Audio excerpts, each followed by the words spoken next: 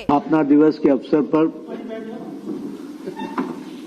मंच पर विराजमान भारतीय जनता पार्टी के राष्ट्रीय महामंत्री संगठन श्री BL संतोष जी,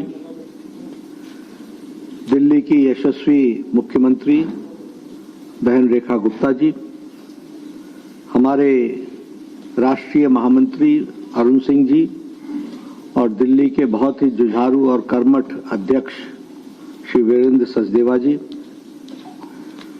आज एक ऐतिहासिक दिन है जब हम सब लोग भारतीय जनता पार्टी का 46वां स्थापना दिवस मना रहे हैं।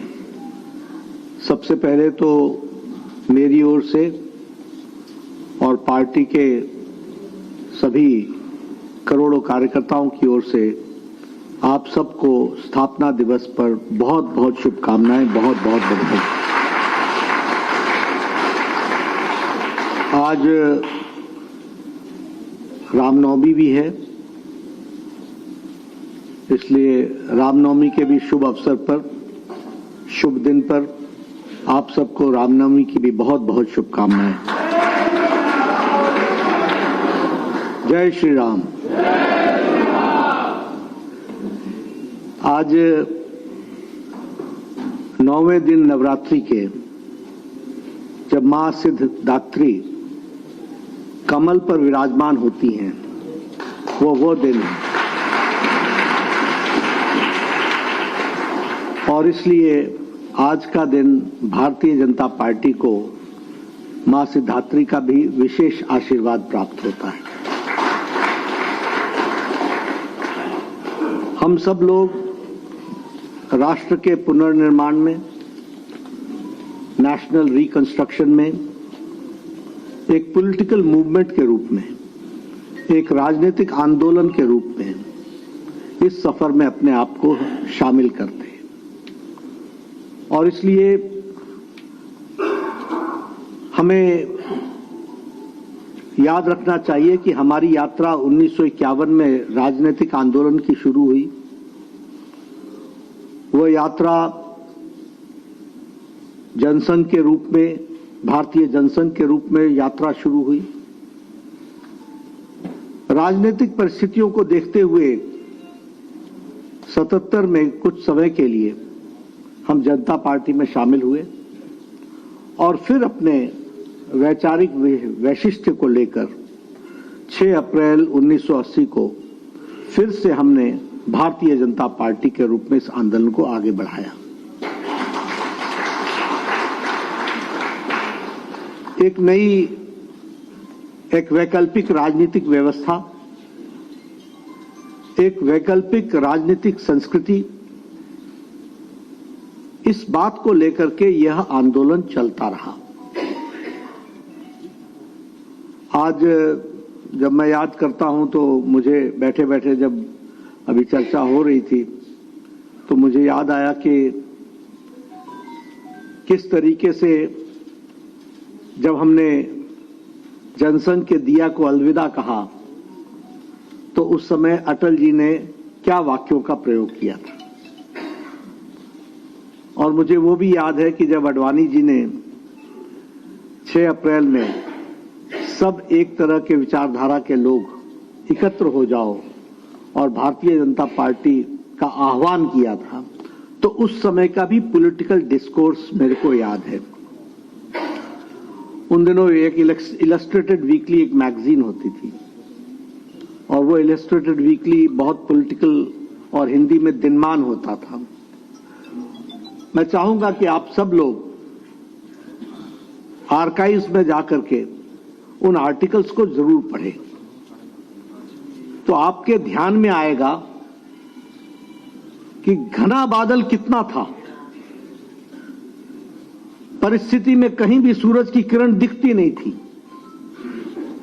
लेकिन हमारे नेताओं की दृष्टि में स्पष्ट था कि हमारा रास्ता सही है।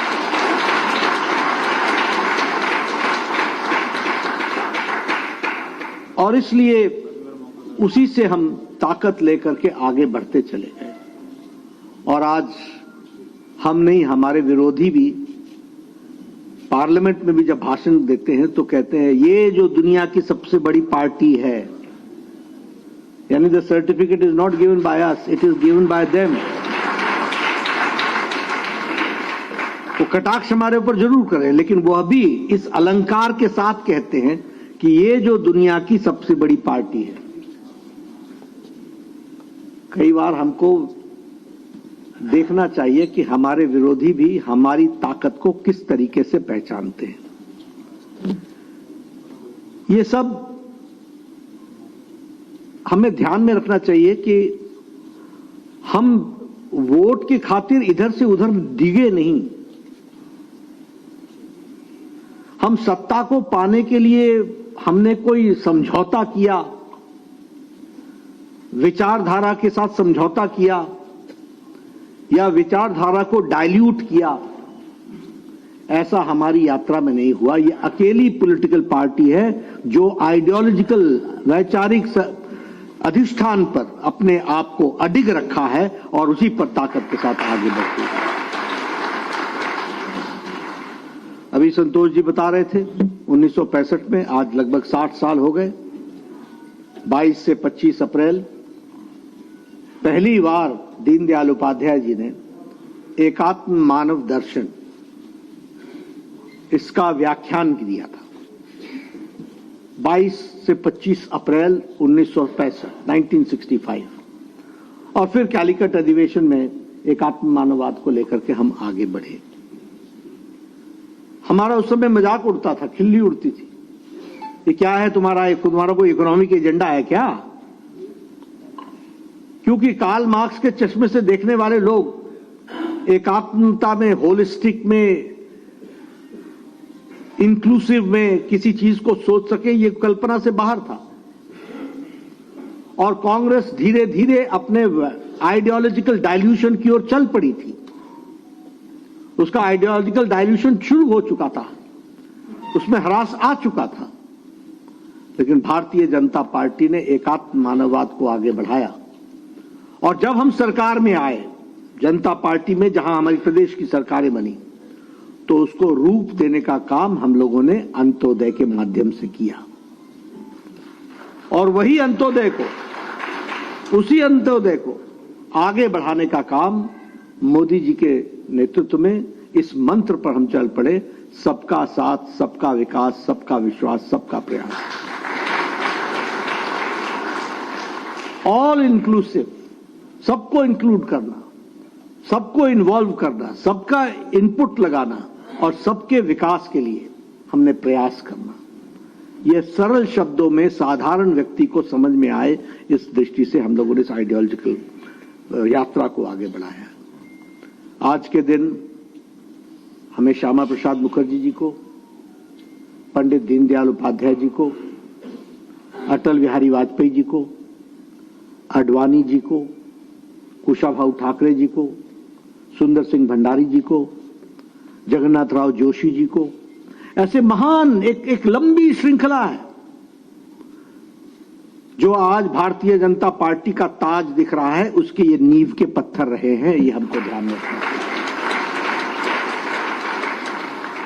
और इसी कारण से आज हम इस मुकाम पर पहुंच सके हैं कि हम दुनिया की सबसे बड़ी पार्टी बनकर के खड़े हैं। संगठनात्मक शक्ति हमारी ताकत रही है।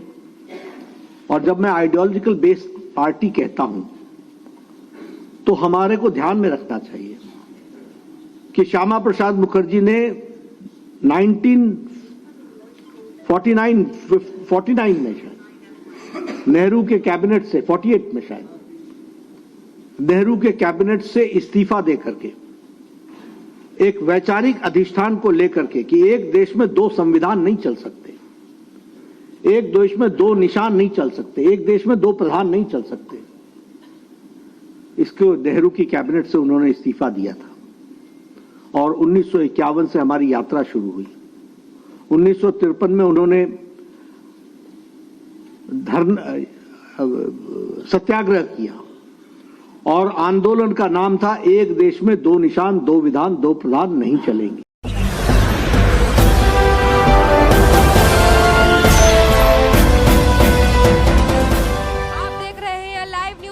99 राष्ट्र सबसे पहले।